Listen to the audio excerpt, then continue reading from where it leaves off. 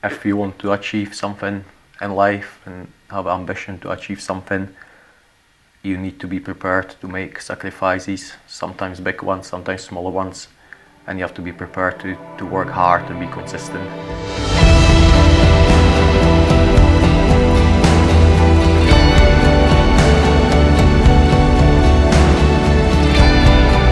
Hello, my name's Nathan Brake. I'm the creative director of VidMedia, a creative contents agency. It's my privilege to welcome you to Legacy Conversations. This channel exists to share the journeys of incredibly successful individuals, to pass on the lessons that they've learned, the mindsets that they've adopted, and the disciplines that they've developed in order to get to where they are today. My hope is that in sharing these journeys, we can learn from them and apply these same principles to our own growth in order to quicken it, so that we too can create lasting legacies. This week I'm speaking with Tomáš Černý, professional goalkeeper who started life out in a rural mountain village in the Czech Republic, but grew to play in front of huge stadiums, huge crowds globally. And it's really interesting in hearing how he dealt with the pressure of dealing with that external crowd, but also the internal pressure that he put on himself. Really authentic interview from Tomáš as he shares the challenges that he went through in his career, in his life, and really exciting to hear what the next chapters are for him as he moves forward into the next stage of his career. Enjoy. Tomáš, thank you so much for joining me today. Really excited to hear about your story, especially kind of where you've come from and where you are now and all the bits in between. So maybe if you could start by sharing where you're from, what that life was like that you grew up into. Yeah, I was born in Czechoslovakia. It was still under the communist regime, and I feel I was lucky. The regime fell soon after the fall of the Berlin Wall. I was only 4 years old then, and I have some hazy memories of that time. I remember watching the Velvet Revolution unfolding in Prague. We watched on TV with my family, and I remember it was on my father's birthday, 17th of November 1989, and I just remember just the sheer joy and elation around me. And I was only 4, so I couldn't really understand what was going on. I was only later I realized I didn't have to endure what my parents and the other family members had to endure and the whole nation really, for the long 40 years. The oppression, the lack of freedom, the lack of opportunity. I was able to go and visit different countries. I was able to choose what I wanted to study, what I want to do with my life. I was able to move to a different country and set a new life for myself. It was something that wasn't possible for most of my family. And only looking back, you realize how lucky I was, because if I was born 10 years earlier, all of these opportunities would not be coming my way. And yeah, I was born in an industrial city in the northwest of the country. It was close to the German border, maybe like 15 minutes from the German border. And I had some serious health issues, something to do with my kidneys when I was born. And I think living in a big city with the air pollution, everything wasn't really doing any good to me. And my parents decided to move across country to this small town, and it was like in a mountain region. And I think it was a great blessing, because it was almost idyllic place to grow up as a child. A small town surrounded by hills, a lot of freedom when I was little. So I'm glad they made that decision. Wow. And do you think because of the oppression that they'd faced, that they maybe encouraged you to live a fuller life, to kind of have no limitations put on you in terms of what you could achieve? That's a good, I never thought about that, but yeah, I think it's quite possible, because they've never limited me or never really pushed me anyway. They encouraged me to take on certain things and encouraged me with anything I decided to do. but they never tried to kind of fit me in one way or another. Okay, I like playing football, so they were supportive of that. I like doing other things.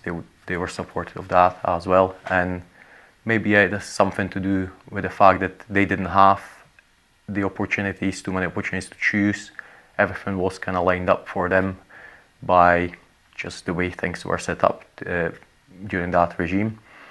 And yeah, that might have played a big part in terms of how they brought me up and how they maybe wanted me to live my life. And when did you first kind of start playing football, and was it like straight away you totally loved it, or how did that kind of grow in that? Yeah, I think, yeah, pretty much, yeah. I think when I started playing, I fell in love with the game very quickly and just enjoyed playing it all the time. Wow. What age did you start playing? I was 5.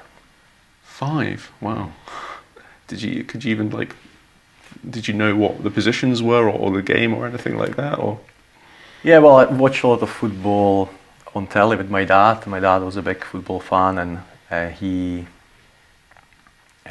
used to play football as an amateur when he was younger, but was a big football fan, so we would watch a lot of games on telly with me, and he would be telling me about different things, obviously in relation to football. And I would just squeeze into this little chair in front of this, I think initially it was black and white TV at the time, because that was another thing. Like at that time, you didn't have many options in terms of like telly. Sometimes my wife's obviously similar age to me, and sometimes she sees my photographs from when I was little and she thinks it's back from 70s, and you just realize, okay, it was a slightly different, life here to what we had back home at the time.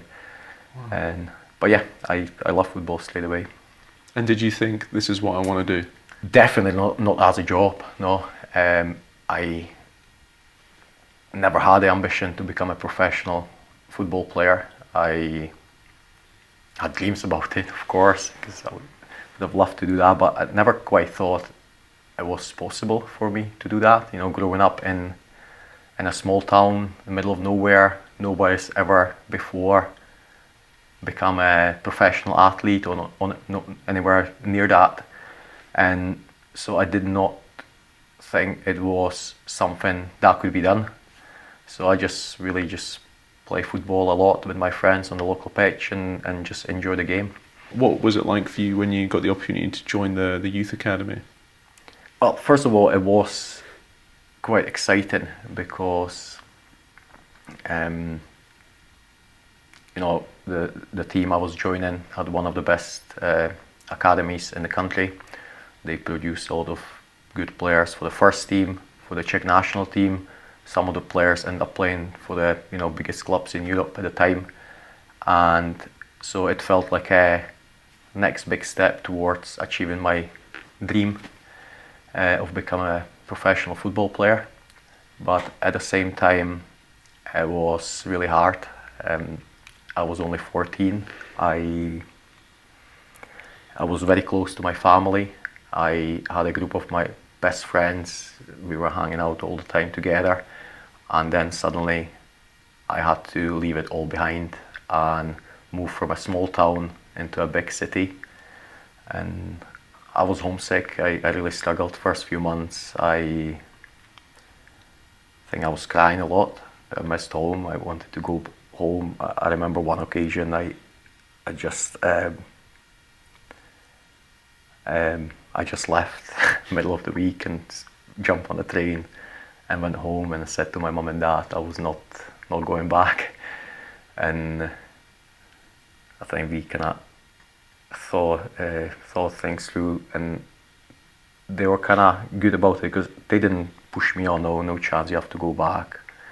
This is, but we kind of talked, and then things kind of settled, and they kind of were able to encourage me and just show me like, well, this is an opportunity, we are always here for you, you can always come back, but if you decide so quickly that it's not for you, you might regret it, in the future. So I went back and just kind of settled in slowly, and things were fine after that. I had, they put me up in this house with other young players. We had very busy schedule. I'll be up 6:30 in the morning, and then I would travel to school.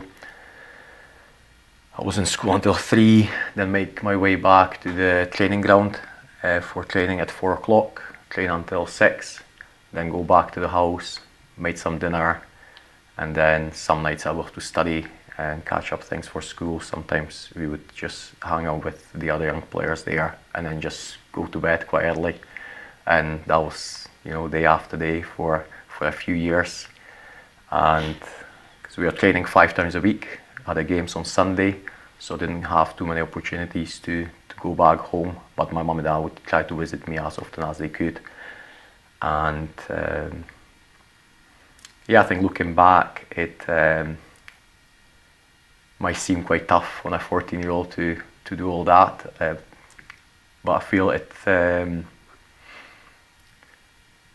taught me to be disciplined and definitely more independent, and I learned a lot of different skills and that served me for the rest of the life, really. And I was making a good progress there, which definitely helped. Soon after I joined the academy, I was selected for the under-15 Czech national team, and then went on to represent the country all the way up to the under-21 level. I played in the 2 European Championships, alongside players like Cristiano Ronaldo, Wayne Rooney, play against some of the best players in Europe at the time, Giorgio Chiellini, David Silva, Fernando Torres. So it was an amazing opportunity to kind of play against these players. And at the under 19s level, we won the bronze medal as well, which was amazing achievement at the time. And I kept progressing pretty well. At the age of 17, I joined the first team, which was, for a goalkeeper, I was pretty early, and I signed my first professional contract.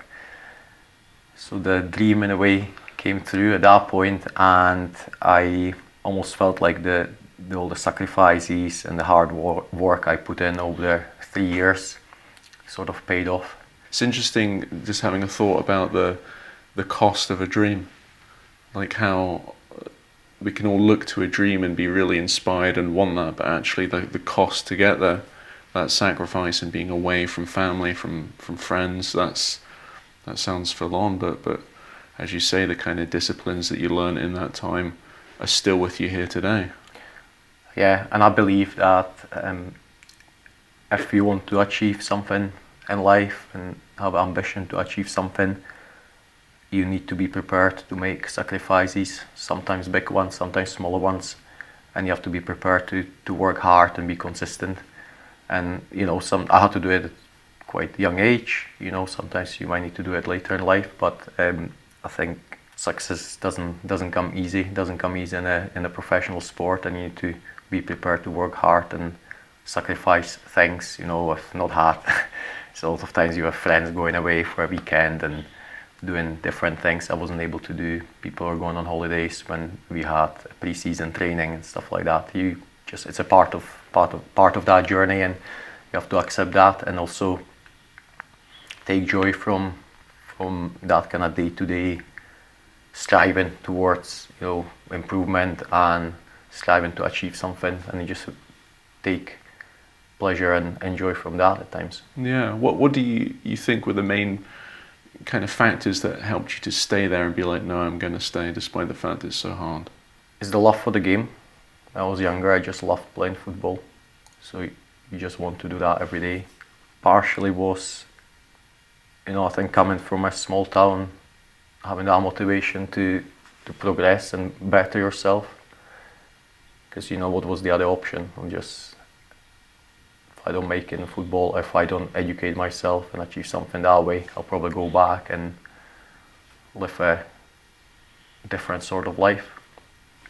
That definitely pushed me, and I think also having those little encouragements along the way, when you have that positive feedback, you maybe, you were selected for a national team. Oh wow, that's unbelievable. I've never thought that could ever happen. So that gives you encouragement to keep working even harder and keep going. And did you notice any kind of separation when you would go home and visit your old friends between the kind of lives that they were living and your life, and in terms of like the disciplines, aspirations, things like that? Yes, and I feel we just all went pretty separate ways, you know, and I didn't take even that long. It was a couple of years, and sometimes I would come back and there was not much we had in common suddenly. So somebody you were grown up with the whole childhood, very, very close, suddenly you come back and it's like almost you don't have much to talk about because we are interested in different things. I still keep in touch and, you know, have a sort of, you know, that appreciation for somebody you spent years with as a child. You still, you know, love them for that. But in terms of maybe the different pathways we took and just you end up, yeah, just first of all I didn't have much time to go back and hang out, but when I did, yeah, there was not much to talk about at times. And what was that like as a 17-year-old to play for the national team? It was a great honor for me, obviously, just to be, you know, you stand there, the national anthem plays, you travel around Europe, you know, pretty much every month you have games in different places, which is an amazing experience as well. And of course the pressure that comes with it, because you want to do well and you want to give yourself a chance to stay in that setup and continue that journey. And did you have people around you that you could kind of go to help with that kind of understanding that pressure? Not at the time. No, it was something I just had to learn to deal with myself, really, over the years and with the experience, and just start getting better at it. How did you go from there to coming to Scotland? I came to Scotland when I was 22. At the time I was still in the first team of my club, Sigma Olomouc, but I wasn't getting many opportunities to play for the first team. There was the number one goalkeeper was experienced, I think 33, 40-year-old, and he was in the Czech national team at the time as well. So it was very difficult to get opportunity to play. I was still in the under-21s national team as we qualified for the European Championships in Netherlands, but ended up not going there because of the lack of game time at my club. There were other keepers who played more games and eventually were selected. So although I was there the whole qualification, all the games, all the playoffs, to get there, I never got to go, and it was tough for me at the time. I remember I was really frustrated, and yeah, it was, I first asked the club whether I could go on loan to get games. They didn't want me to go, they wanted to stay as a number two, and it was really out of frustration that I decided to contact my friend Lukáš, who left in Scotland. He stayed in, well, not far from here actually, in Blairgowrie. He worked as a plumber and he played football for Loch United in Dundee.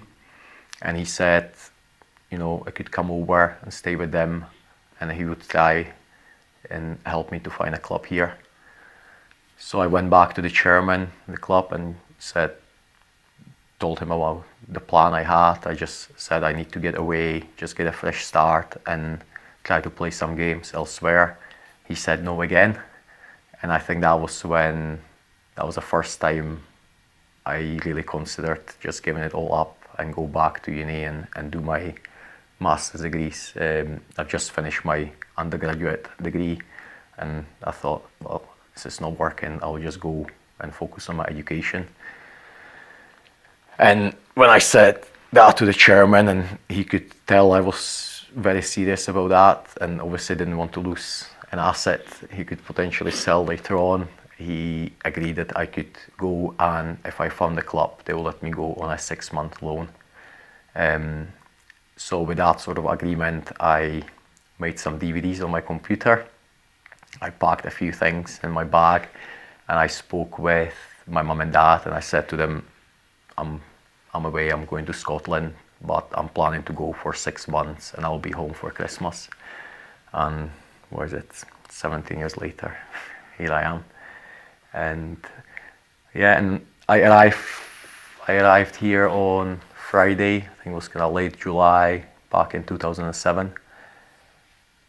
And on Sunday, I went with my friend to a training with Loch United, and through a sort of series of coincidences and different people talking to different people, I found myself on trial with Hamilton, and eventually signed contract with them. And the same season, we won the Scottish Championship and the promotion to what was then called Scottish Premier League. It was the first time the club did that in 25 years. And looking back, we had a very good team. We had players like James McCarthy, Alex Neil was there, Brian Easton, and they all went on and had a very successful careers down south, played for the national team, Scotland, Ireland. And yeah, and you know, I feel like sometimes in your life, especially when like you've been unhappy for a period of time and things are not working, I think you need to be prepared to take a calculated risk or take a risk, make some change. And you know, I had no idea what could happen when I came here. Like nobody knew me at all. I was just a guy who came in with this, you know, pair of gloves, boots, few like some clothes in my bag, and was walking around. I remember I was going here, it's actually Dens Park and the Dundee United as well, and I went and handed my DVD into the reception. Obviously, it would probably go straight to the bin. I don't think anybody, you know, ever looked at that.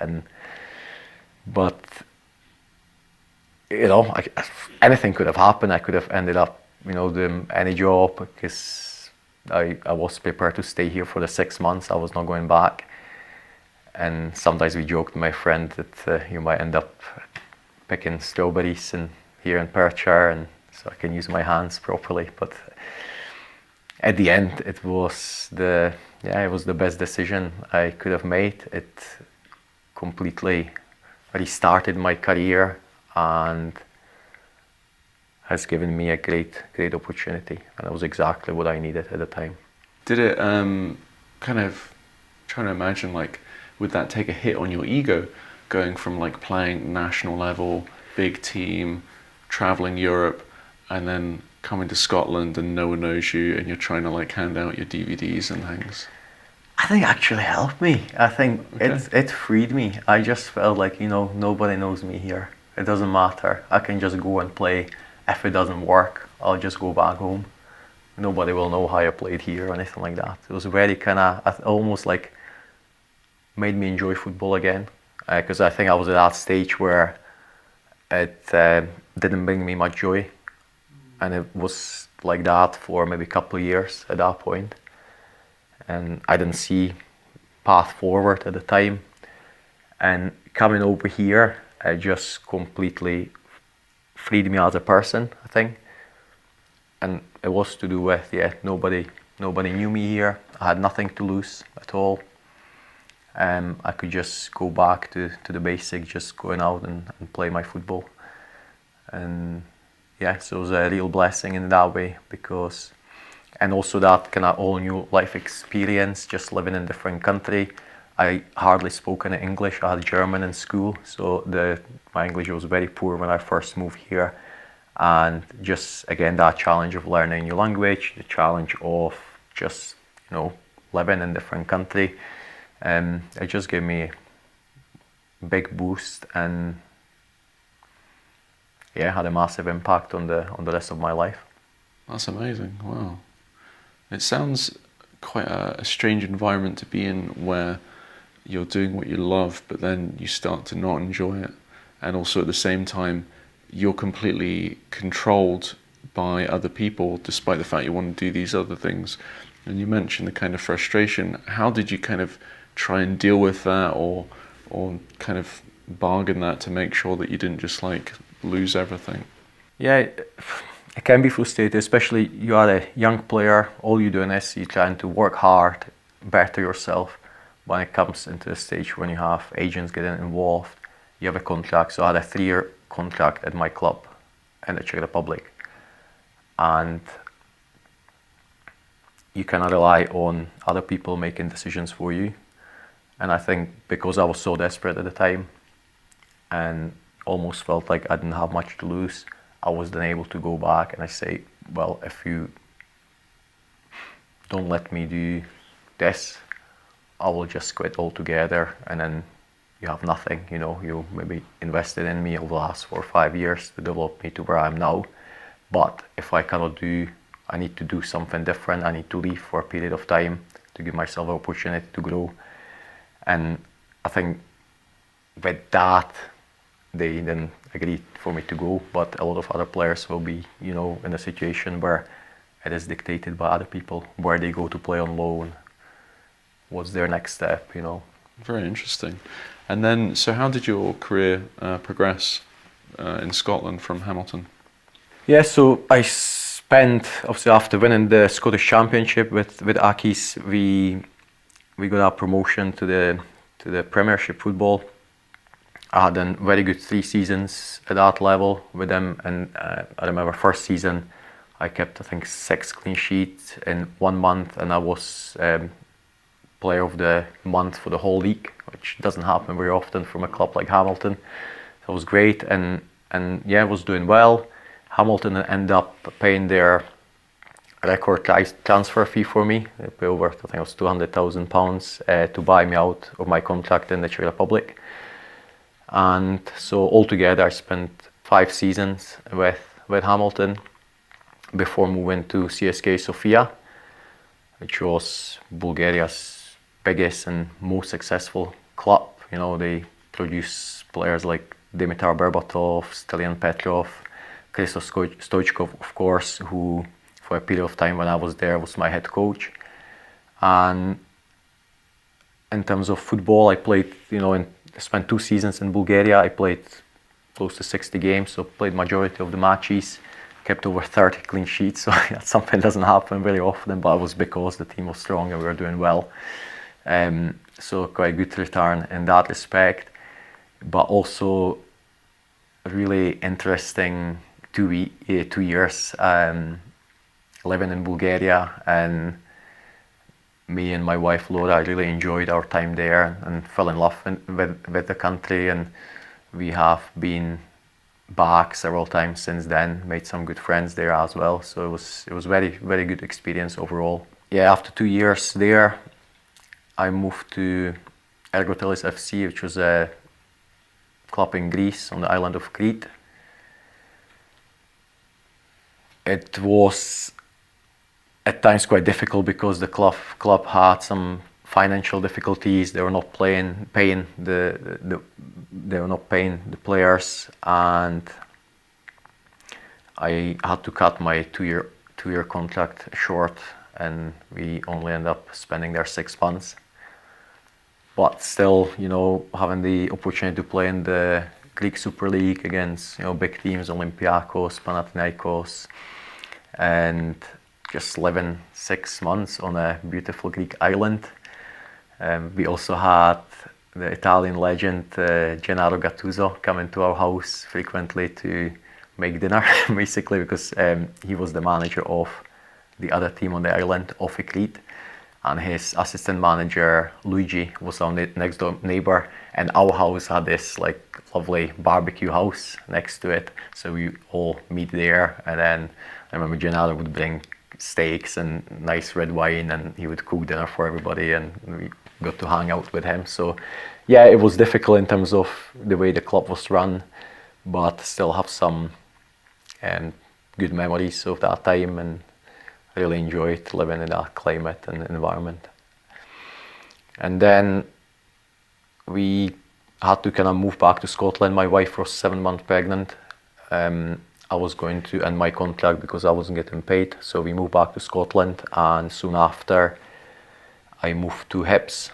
So we went to Edinburgh, and not really much to talk about in terms of my contribution on the pitch, but that time will always be special because that's where our first child was born in Edinburgh, and the Hibernian Football Club were very supportive of us as a family. They gave us an apartment in Leith and kind of looked after us that way. So in that respect, it was still quite special time for me personally. And I then move on to Partick Thistle. I think the main reason was Hibs were in the Championship at the time, while Partick Thistle played in the Premiership, and I just turned 30.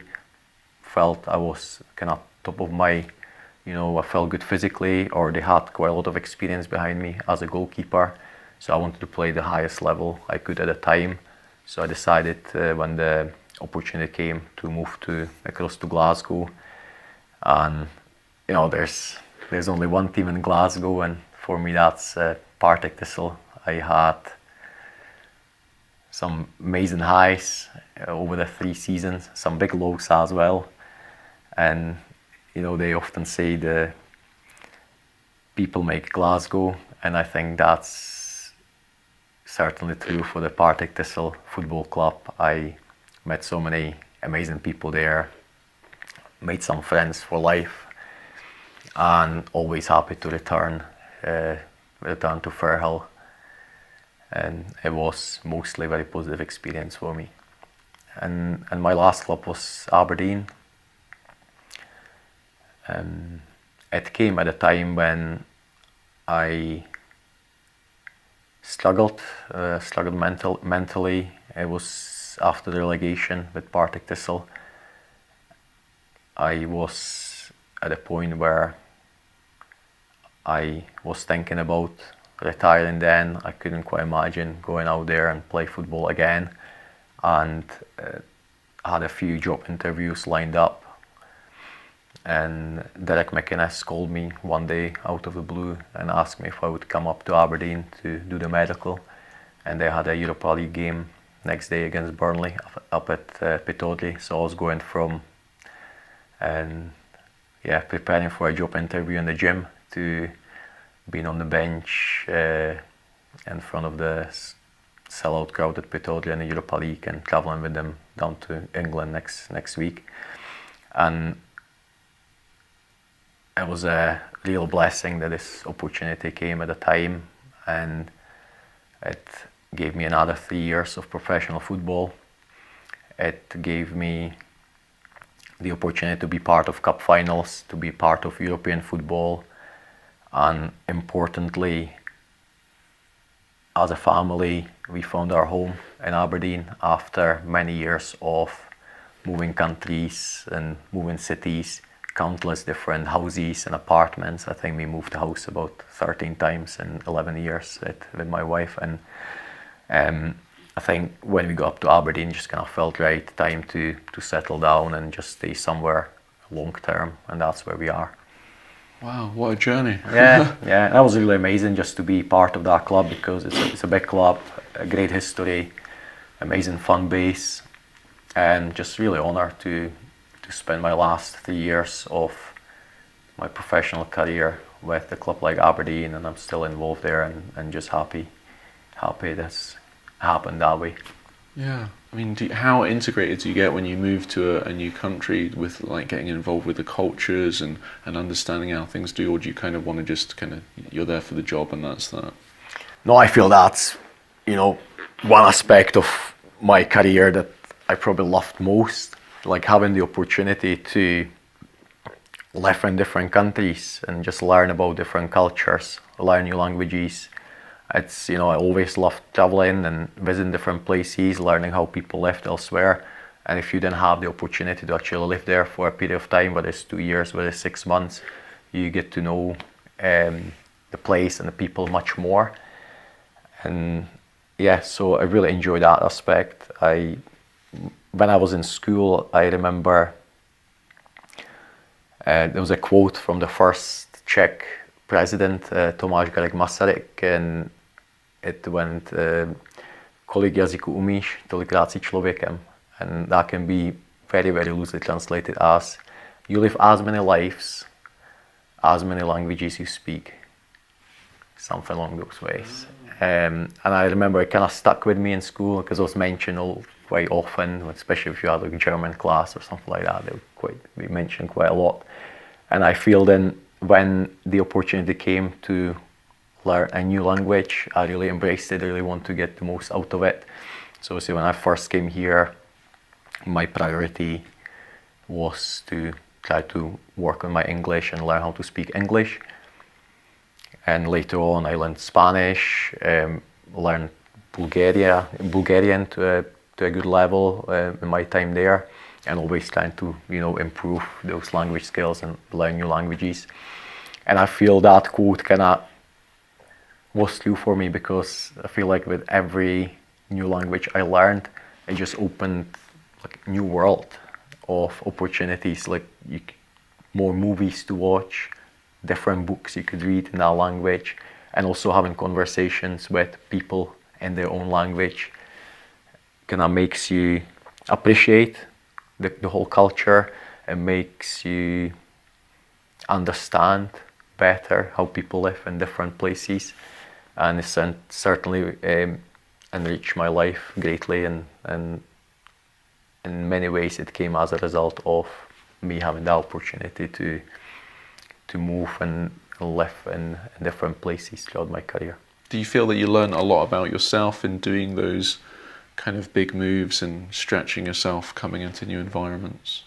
I think it forces you, yeah. It forces you out of your comfort zone. So I remember obviously coming first to Scotland, it was just, it was completely different environment. Suddenly you don't speak the language very well. There's a lot of challenges that come with that, but you then adapt and learn and to overcome it. And it's almost like exciting, because everything is so new and interesting when you first move to a new place. And same when we moved to Bulgaria, similar challenges, completely different culturally for myself, for my wife. And it took maybe a couple months before we get kind of used to certain things, and then you embrace it, and it just brings you a lot of joy. And the experiences we've had living in different places, it's something that will stay with us for forever, and it's something we greatly appreciate. And while you're in kind of these other cultures and different places, did you ever experience any kind of corruption or things that you were like, oh, this is not what I was anticipating? Yeah, I mean, I think like with any industry that involves money, there's always a potential for corruption. I have to say very strongly that I've never experienced corruption here in Scotland, in Scottish football. Never had any indication whatsoever that anything like that was happening throughout my career, and I spent most of my career here. But I played in Bulgaria, I played in Greece, and at times you would feel things were not quite right. You would hear certain things, and almost it was accepted culturally that there is a level of corruption, not only in sport but elsewhere, but also in sport. You also accepted that there's going to be maybe referee being paid, or some players from the other team and stuff like that. But I've not had any kind of personal experience with that. It was more kind of here and there. Never been directly approached or anything like that, so never had to deal with that aspect. But there was one game, I think, in Greece, which was, pretty clear what went on. We played a home game against the league leaders, a big club, and our owner, I think he was closely affiliated with another big club who were trying to win the league as well. So he came to our hotel the night before the game, and he came and he said, tomorrow we have to win the game, must win the game, have a big bonus, everyone will get 5,000 euros if you win the game. And we were thinking, well, we've not been paid for 3 months, so how is this money suddenly become available? So that was a bit strange. And then we played the game next day, and straight from the start. Like the referee was giving all the decisions to us, and yeah, the other team could hardly get to our own half because they would either give a free kick or the linesman would lift the flag and stop their attack. And as the game went on, we had chances to score, but we just could not put the ball into the net. And as you know, the fate would have it, they had one chance in the last minute and they scored, and they won the game 1-0 against really old odds, given how the game was played. And I just remember the owner just stormed into the changing rooms and he just started throwing bottles at us, and he was kicking the doors, and he said, "You are completely useless. You know, I gave you a big bonus. I paid the referee, and you still cannot score a goal." So that's what I knew. Obviously, it was completely wrong, and I'm quite glad now that we actually lost the game, because it would have been horrible. But yeah, these things do happen in these countries, and it's a real shame, because I believe the sport should be that's the pure thing from which the other places should take example from, you know, and it should be all about fair play. And as I said, I think I had a good experience here. That's why I also kind of enjoyed playing here, because I felt it was mainly about the sport. It wasn't about all the other influences as much, while there are other places where that's not always the case. That's very interesting. And I've seen video clips of kind of football matches in these places, and it looks more like a riot than a football match. Have you ever been in that kind of situation? Yeah, it can be. I think I had a bit of a culture shock when I moved to Bulgaria, because like there's all these, I think there's not all these different flares being into use now in Scotland as well, but when I was in Bulgaria, I was just mental at times. I remember our first game, it was a away game, and I had about 3,000 of my own fans, away traveling fans, behind my goal. I was about 30 minutes into the game, and then suddenly, like, I'm standing about penalty spot, we were attacking, and suddenly I just hear all these massive bangs and stuff, and I just turn around, and there was good 30 flares and all these like fireworks going on just behind my back. So I was like, the game was still on, so I'm like, bam. So like, too far, just start moving, creeping towards the halfway line just to get away from it. And eventually the referee stopped the game. There was a few guys came up with these buckets full of water, just picked it up, put it in buckets, and the game went on. So that was interesting. And there was a lot of, you know, I remember there was a game, so we played at home. We got a 0-0 draw, so I felt like I had a good game, kept a clean sheet, all good. And then the fans were absolutely raging, and they are outside of the changing rooms, and they wouldn't let us come out. So it was like 2 hours after the game, we were still just waiting for them to for the police to get them away so we could go home after the match and stuff like that. We had one time some of the fans tried to break onto our bus and just confront one of the players who missed a penalty in the game and wanted to fight him. Almost like, so, yeah, so there's a few things like that that were a bit different, but also many really positive stuff as well, because we were traveling around the country a lot, and there was always so many amazing people coming, just wanted to have the opportunity to see you training, be training in some small town the night before the match, and there'll be hundreds of people coming just to watch you train and take a picture with you and stuff like that, and they were very appreciative. So most of it was positive, but a few experiences where you think, oh, what is this? And do you feel when all these people are coming and kind of supporting you, do you feel that level of responsibility to be like, oh, I better not let them down? 100%. I think that was kind of in many ways always with me during my career, that responsibility. Professional sport in general comes with a lot of pressure, naturally. You're trying to be the best, and there's a lot of competition. And as a goalkeeper in football especially, every mistake you make in a match usually ends up in you conceding a goal, and has a very significant impact on the outcome of the game. You also know that your mistakes will be talked about in the media. It will be on national television, it will be in a newspaper, so that brings a level of pressure. And also you feel, when you make a mistake, you feel like you have let everyone down, you know, your teammates, your manager and staff, also the supporters who, you know, they paid hard-earned money to go and watch you play football. Ultimately, they pay your wages, because without them, there's no professional football. When you don't perform well, you feel like you are letting them down. And so there's a lot of pressure. There's also a lot of things that you cannot control in the game of football. You know, there could be a deflection, there could be the wind takes the ball in a different direction, there's a bad bounce on the pitch. And so there are things you cannot control, and I think that's why I always wanted to control everything that I had under my control.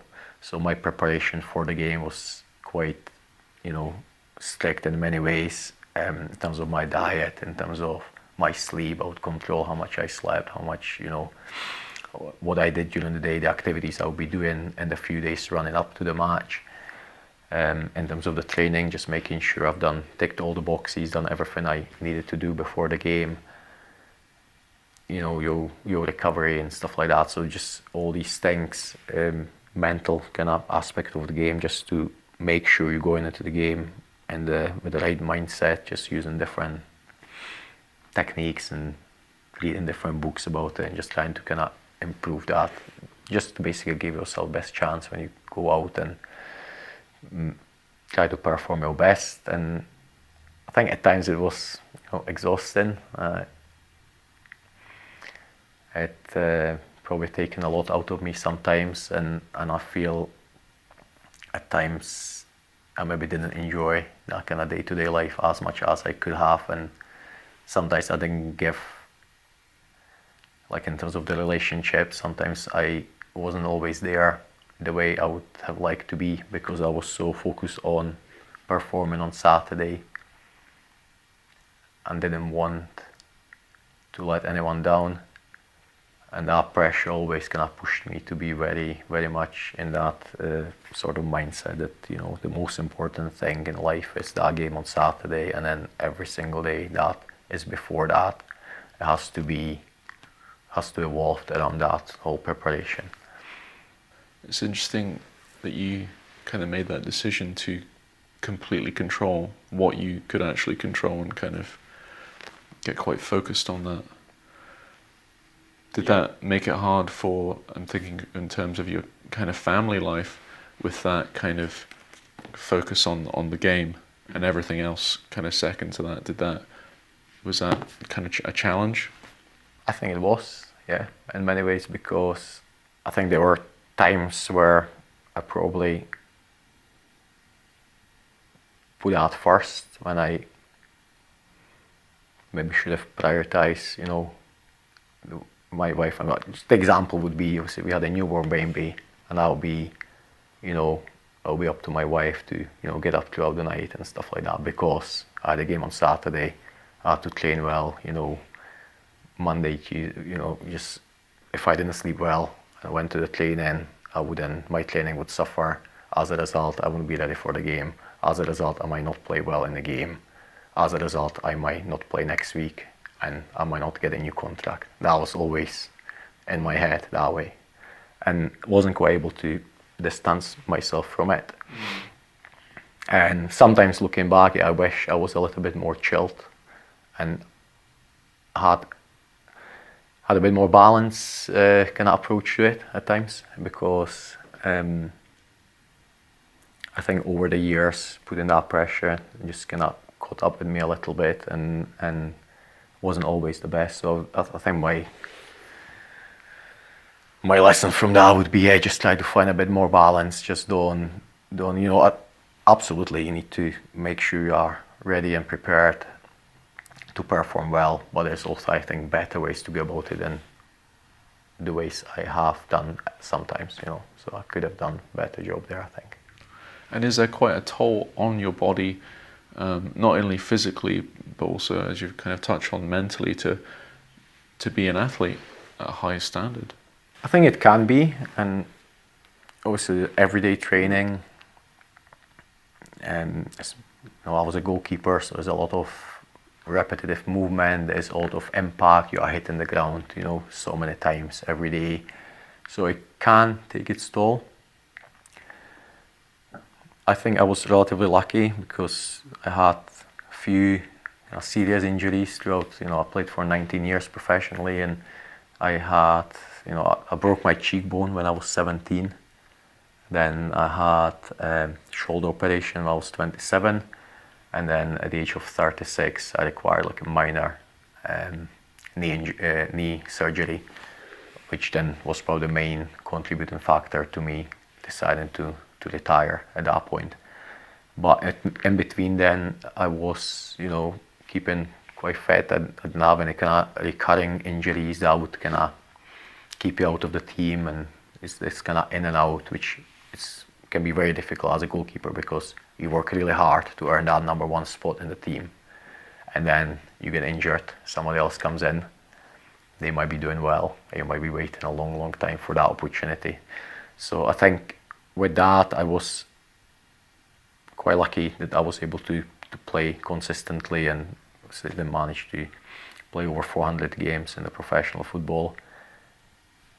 If I was injured more often and stuff like that, it just becomes really difficult because I know players, sometimes there are things you cannot control in that respect. There's impact injuries, genetics play a massive role as well. I've seen so many talented players who just were very unlucky in terms of getting different muscle strains and different injuries over time, and that had massive negative impact on their career. And similar there, obviously knowing that, I then try to control the things I could just to keep myself fit and just give myself the best chance to stay fit and healthy.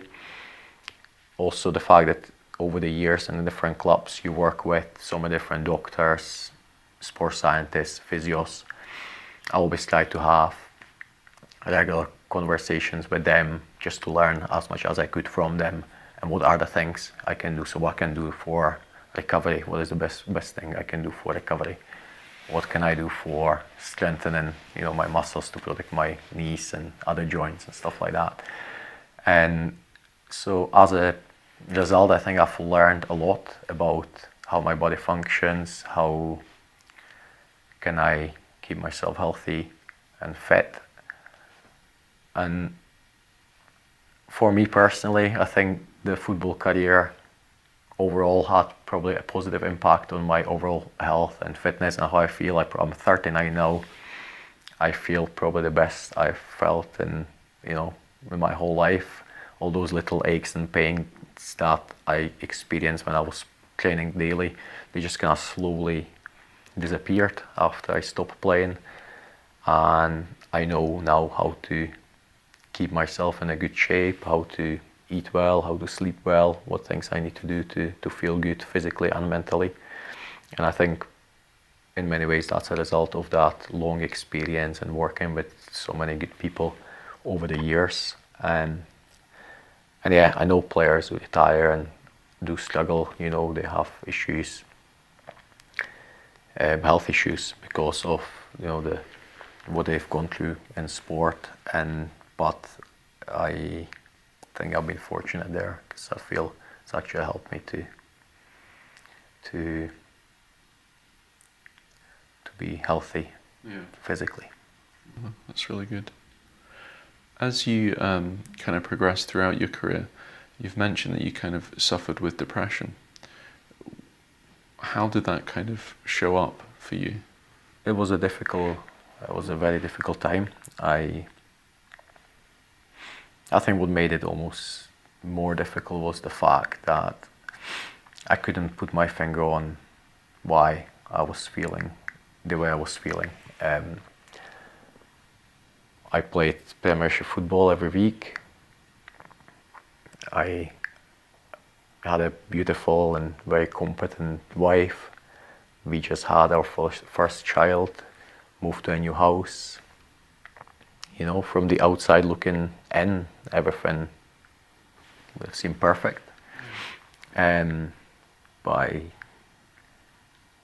for whatever reason, I just struggled. I couldn't sleep. I couldn't enjoy day-to-day things, and I felt guilty because, again, I just felt I was failing my family, my wife, my child, my football club at the time, and I just really couldn't talk about it, and it went on for several months, and I had some dark thoughts, and it scared me, and that's when I decided to seek some help. I contacted the PFA Scotland, who got me in touch with a psychiatrist they work with, and he prescribed some medication just to try to lift my mood, and over several sessions I managed to kind of get a better perspective and just to start seeing some hope, but it was a very slow process. The strange thing was it initially didn't seem to affect my performance on the pitch. I remember we played Dundee at home, and I couldn't sleep the night before. I hardly slept any. I just woke up in the morning and thought, like, I can't go out there. I can't face it. I thought I need to just call in and say I'm sick, I cannot come in. So I couldn't imagine going out there in front of the crowds, but I ended up going there and had probably one of the best games I ever played, and I saved a penalty in the first half. I had a number of good saves in the second half, made one of the best saves probably of my career in that game, and at the end of the game I got a bottle of champagne from the BBC because I was man of the match, and I still got that bottle in our house just as a sort of reminder of that time. But then I was driving home after the game, and I was worried sick about next game, like how I'm gonna do this again. And yeah, it was a real struggle for maybe 6-7 months. But with the help of obviously the people I work with the help of my family, and then seeing son growing up and seeing what all the things, slowly I started to see all the positives in my life, which I, for whatever reason, I just could not see. And it just makes me realize now how easy it can be for people to fall into that situation, and how difficult it is to get yourself back up. And I think it's important that you talk about it. It's important to seek help if you have that option. I was very lucky because that thing was there through the PFA, and it was like one anonymous call, and they will put me in touch. So I was very lucky that way because it really helped me. And yeah, there's always light at the end of the tunnel. There's always better days, but at the time you might not be able to see that, And yeah, I'm still looking back, and I still don't quite understand what happened in my head. I don't know. Sometimes I think maybe the pressure I was putting myself under over the years, whether that kind of caught up with me, and my mind just couldn't take it anymore and just wanted to escape it, and made me feel that the way I was. Maybe it was that, maybe not, but yeah, it's strange, and it's almost like although it was just quite a short period of time in your life, 6-7 months is not that long, but it feels almost like a different life now, and I just don't understand how, I'm very happy now, I have a fantastic family, just don't know what went on then. It must have been quite a hard decision, I would imagine, to kind of almost admit it and ask for help? I think because it went on for a few months, and I just said, like, sometimes I thought I don't want to be here. Like, not in the way, I can't just speak about, like, I would do anything like that, but the thoughts were there, and they were kind of recurrent, and and like, and I think I got a bit of a fright there. I think that's what made me to pick up the phone and do that, and make that phone call, just to get something done. Thank you for sharing that. And what's it like in a career to experience both the massive highs, but also then the deep lows, the losses? I think it's really important, like, not to overstate either of them. Like, you don't try to keep yourself on a kind of level keel, quite balanced, because if you get too high and you win, then you're probably not gonna work as hard to prepare for the next match, to make sure you win the next one. If you get too low after the loss, again, that's probably not gonna help you to be ready for the next game. So I think it's important to just kind of, celebrate your wins, appreciate them, but don't get carried away. In the same way, do not overestimate, the impact of one lost game or one bad, spell of results, because there's always a way to come back. And so it's important just to be quite balanced. I think that's people around you can help you with that. I think the managers I had typically were pretty good in terms of putting things in perspective and making sure you are in the right state to go into the next game. So I think the balance there is important, and just don't get carried away either way. That's amazing advice. Brilliant, thank you. And you've mentioned a few points at different stages you think about, like, what's next or leaving it behind. When did you start to really think, like, right, what is next for me beyond football? Yeah, I think it's something that I did from a very young age, strangely enough. I think it was maybe because the fact I spoke about maybe not ever having ambition to be a professional player, because I never thought that was something that was possible for me to do. So when it happened, I still didn't believe it's something that I could sustain for like a long period of time. So, and I was always acutely aware of the eventuality of having a serious injury, or maybe your performances are not good enough for a period of time, so you don't get a new contract. You maybe drop levels down to the part-time football and stuff like that. So I was always in my head, even when I was doing really well. And so I always try to think, okay, what I need to do to be prepared if I've stopped playing next year or the 2 years. So in terms of education, that was always a big part of my life. I did my undergraduate degree straight away. I started when I was 18, finished when I was 22, just before I moved to Scotland. I then took on different courses, coaching badges. I studied with the Open University for really most part of my career since I moved to Scotland, and completed a degree with them. So I always had it in the back of my mind that football's not forever. One day it will finish. It might come sooner than you think. I was very lucky. It lasted 19 years. But it's not unusual for players to have 5-year career, 7-year, 10, at a certain level. And I think it's important that you kind of think about what you would like to pursue after, because your life doesn't end when you are 35 or 32 or 40. You want to give yourself some options when you retire, so you don't have to just do anything that comes your way, but you actually have some sort of control and agency over what you're gonna do next. And what did you want to do, or did it change throughout your career?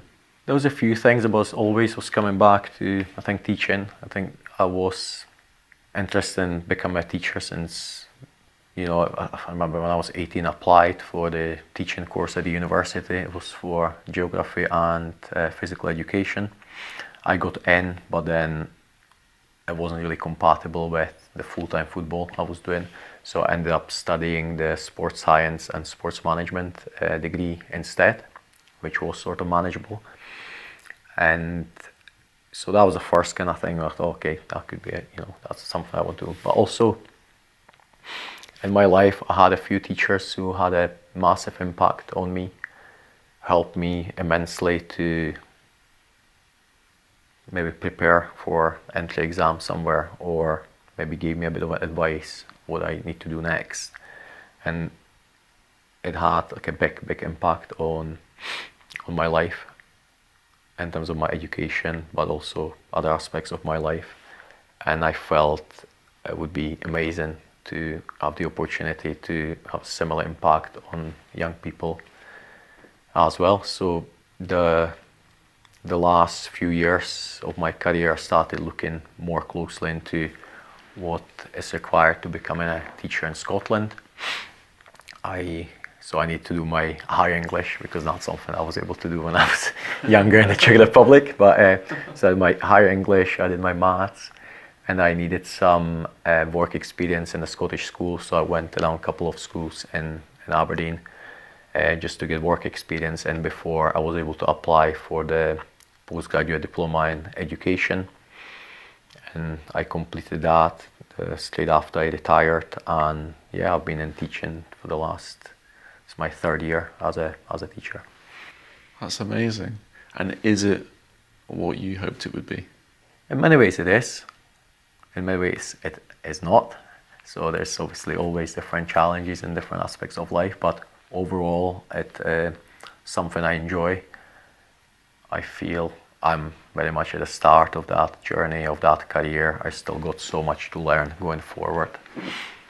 But I also feel I've already made some impact with the young people, and I'm hoping that going forward I will have the opportunities to make more impact, and not just through the teaching, but through those kind of day-to-day interactions you have with them, and just try to help them, and even if it's a small way, to point them towards, just doing better in life, and just showing them different options and different opportunities. I feel sometimes a bit concerned about, how much the young people these days spend on their phones. As a teacher in school, I work with young people every day, and sometimes I would ask them to share their screen time with me, and sometimes you'll be shocked. It's not uncommon to have 12, 13 hours a day on average spent on mobile phone. I have seen screen times of 21 hours in one day. I've seen a girl at 11 o'clock in the morning with a screen time of 9.5 hours. And yeah, I feel the opportunity cost of this is very significant, and makes you wonder if a child spends 12 hours on the phone a day, what are the things they are missing out on, and what are the things they are not doing, and what are the opportunities they are missing on developing their social skills, their physical skills. I see that in PE as well, like the physical levels of physical fitness are going down, and also their sort of mental and emotional resilience of being in the real world.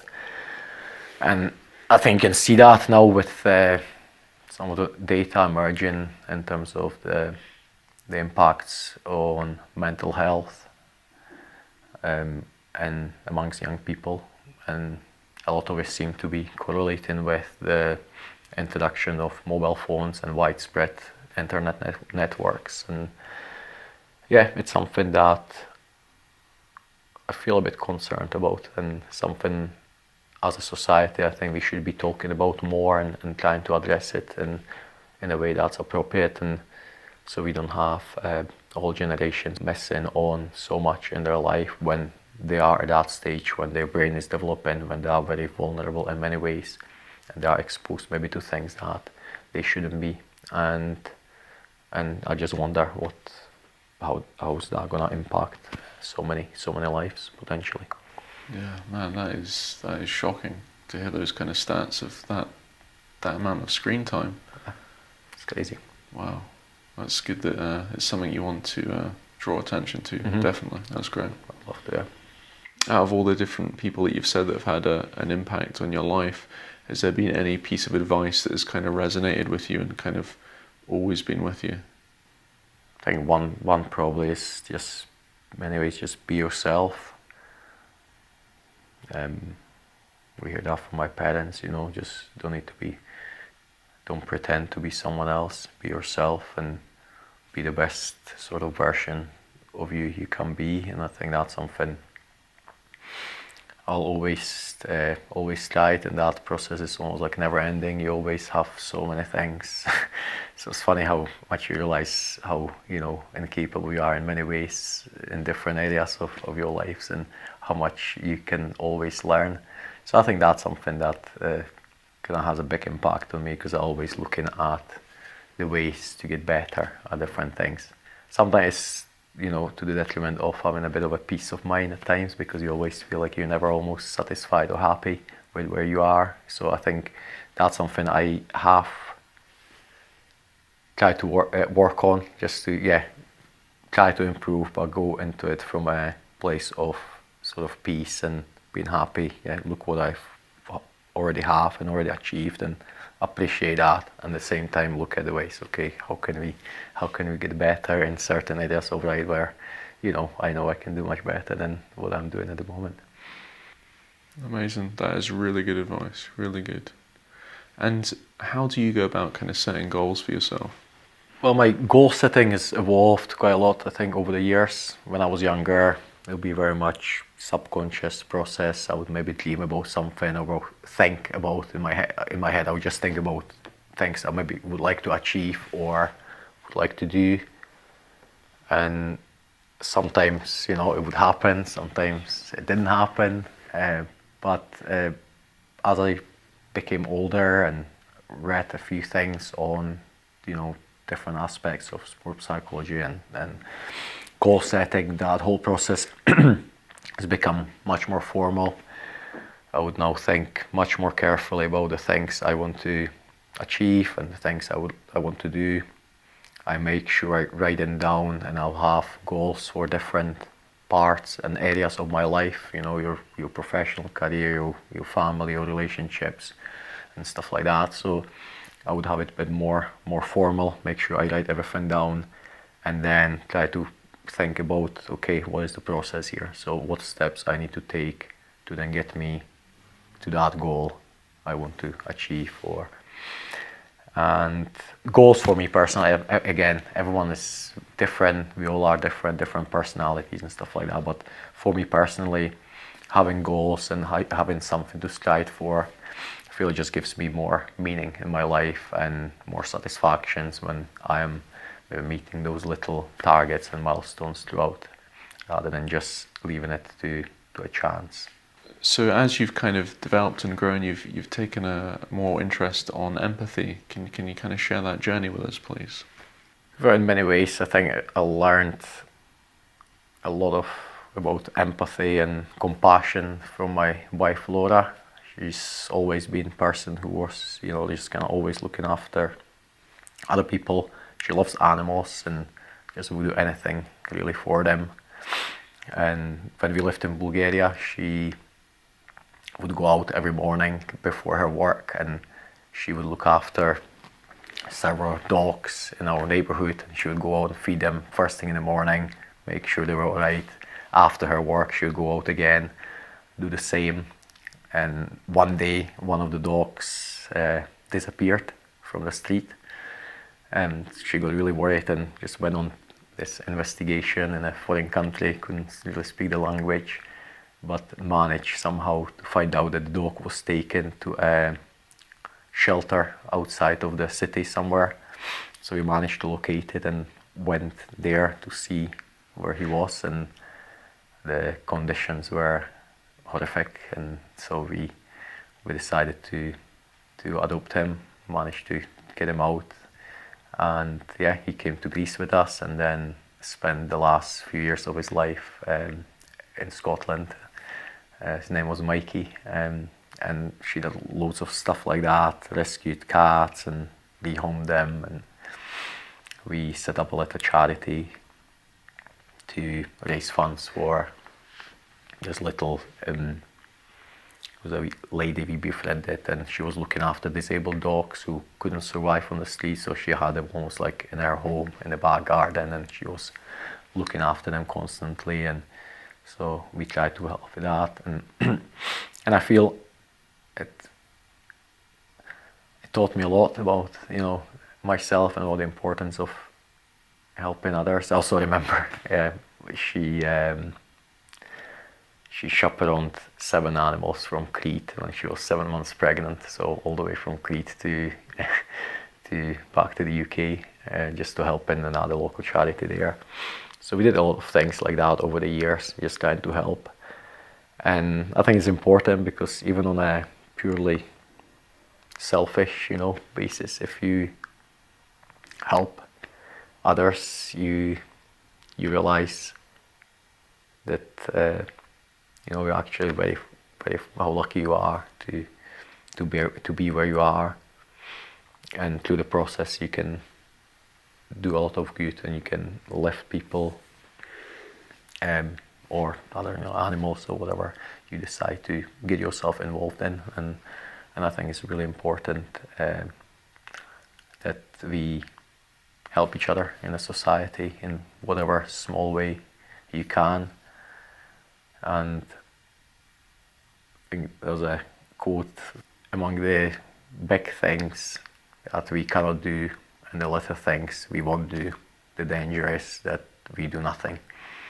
And you know, I really like that one because, you know, there's always something small you can do every day to help out in your community, and if you take those opportunities regularly, it just can change your own life and change the lives of other people as well. I really like that. That's really beautiful. Thank you for sharing. And what is next for you, Tomáš?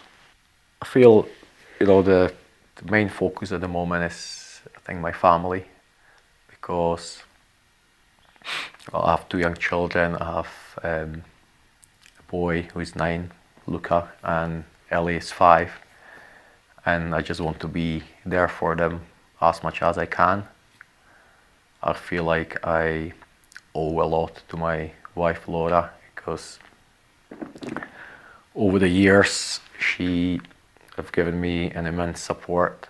She followed me everywhere, moved to different countries with me, while she was able to keep her own job and her own careers, and kept progressing really well in that, and worked really hard to do so.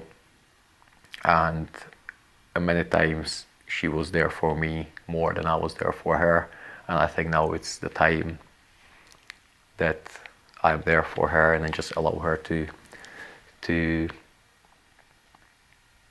do her thing, you know, and progress where she wants to progress in life. Yeah, so that's my main focus in terms of my teaching, obviously, and I do some coaching as well with the goalkeepers. I just want to learn as much as I can, become the best teacher and coach as I can be, so I can have the best impact on the people I work with every day. And finally, what do you want your legacy to be? Again, if I talk about the professional legacy, so as a teacher, I would love to have the impact, even if it was just one young person's lives, where because I was their teacher, I had certain interaction with them that probably puts them from one path which might have been leading somewhere not very pleasant. I'm able to have influence on them, change that direction, and end up somewhere where they're happy and feel successful and valued and doing well. So I think that's for the teaching, and I'm hoping I will be able to do that with as many young people as I can. In terms of my football, just looking back, it's hope that I was able to bring some joy to the people who supported me over the years. And I know how much it means to to the supporters who travel up and down the country to watch your team play. And I just hope I've managed to brighten up some of their Saturday afternoons, or at least I hope I didn't ruin too many. and maybe some of the boys and girls who watched me when I played, maybe they decided to become goalkeepers themselves, so that would make me happy. But ultimately, I think the most important legacy for me is what the people closest to me would say about me. And I think if they said I was a good husband, I was a good father, good son, brother, I was a good friend, I'll be delighted with that. Thomas, thank you so much for your time today. Well, it's great hearing about your life, your journey, fascinating, and yeah, excited for the next chapter for you. Thank you. Thank you for joining us on Legacy Conversations. I hope you've enjoyed it and found it beneficial. I'm looking forward to the next one.